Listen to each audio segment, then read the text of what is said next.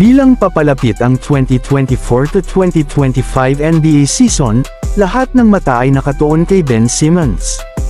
Ang mundo ng basketball ay puno ng pag-asa at kuryosidad kung ito na ba ang season kung saan ipapakita ni Simmons ang kanyang pinahusay na shooting skills. Ang paglalaro para sa Nets ay nagbigay sa kanya ng perpektong pagkakataon upang subukan ang kanyang mga kakayahan, lalo na sa mas mababang mga inaasahan para sa koponan.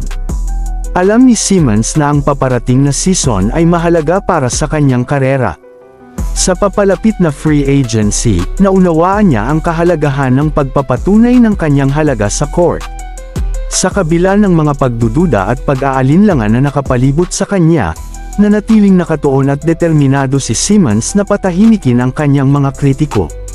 Nang magsimula ang unang laro ng season, pumasok si Simmons sa court na may panibagong kumpiyansa. Sa buong season, patuloy niyang isinama ang mga jump shot sa kanyang laro, na nagpapahanga sa mga tagahanga at kalaban. Ang kanyang pagsusumikap at dedikasyon ay nagbunga nang ipakita niya ang isang kapansin-pansin na pagpapabuti sa kanyang shooting, na nagkamit ng papuri mula sa mga kasamahan sa koponan at mga coach. Sa pagtatapos ng season, naging isang maraming nalalaman at mahusay na manlalaro si Simmons. Ang kanyang pagganap ay hindi lamang nagselyo ng isang kapaki-pakinabang na extension ng kontrata kundi pati na rin pinatibay ang kanyang lugar bilang isang iginagalang at mahalagang asset sa NBA.